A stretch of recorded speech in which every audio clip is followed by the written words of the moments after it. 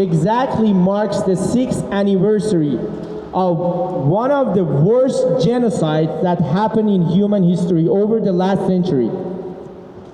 In November 2019, as we call it Bloody November, November 15, 16, and 17, there was an uprising after tripling the gas price in Iran. The regime occupying Iran shut down the entire internet, the entire network, and murdered more than 8,000 Iranian people.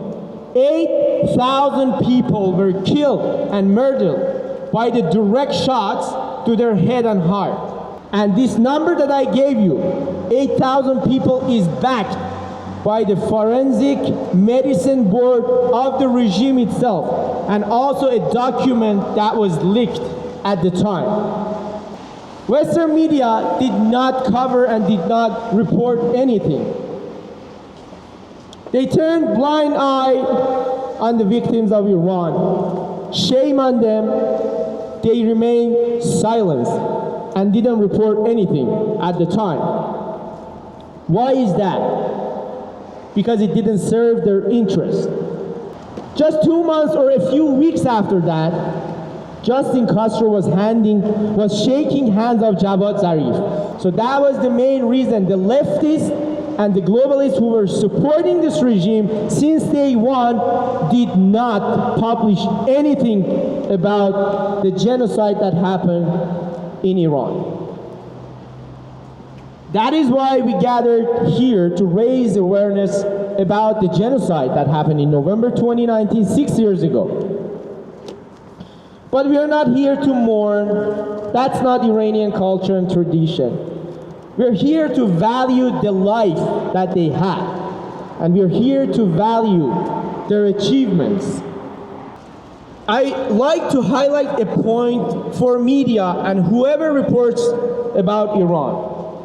The regime occupying Iran does not represent the will of Iranian people. The regime occupying Iran is basically consisting of two elements: Islamic theocracy combined with communism.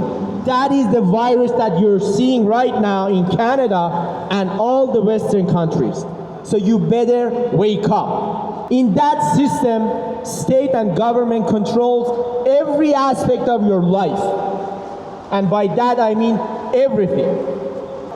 The system of governance in Iran, it has always been kingdom, and it will be kingdom. Because the Shah himself, he is the ultimate guardian of its citizens. So we need to return Kingdom of Iran with Pahlavi dynasty and Reza Shah II again in Iran. We should promote individual liberty and private ownership. So if you have communism, state control, big government, you will end up having a disaster no matter what, in every single country. It only brings you misery, death, and destitution. The same path that liberals are taking in Canada. And look what happened to Canada over the last 10 years. With glowing hearts we see thee rise, the true north strong and free. From far and wide, oh Canada, we stand on guard for thee. I'm Scarlett. I'm not much of a speaker, but Bauman asked me, so here I am. I am also not Iranian, though I get mistaken for one all the time, which I take as a compliment because you guys are gorgeous. I'm a Canadian, and before 2022, I knew nothing of Iran and the struggle of Iranian people. I didn't even know where it was on the map. I'd have people come into my work and ask me if I was Iranian, and honestly, I didn't even know what that meant. So in 2022, I befriended people in the local Iranian community. Due to the uprising after the brutal murder of Mahsa Amini, I found myself singing the Canadian national anthem at rallies here in Toronto, demonstrating against the regime. but I didn't really know what I was singing for, and I didn't think that was right. So since then, I have tried to learn as much as possible about the Iranian struggle, and there's still so much I don't know, and I'm trying to learn more every day from the wonderful people I've come to know and love in this community, and Iranians in the diaspora all over the world. One thing you have to understand about Canadians is that we are ignorant as, well, I won't swear, but kept down by our government-controlled media, whose propaganda we fund ourselves with our tax dollars, made unaware of the struggles of most of the world, and told to care about whatever the liberal government wants us to care about. I couldn't believe that the majority of Canadians didn't know about the Iranian struggle. I gotta wipe off my phone because the rain is messing up my speech. I still need the cliff notes. Okay.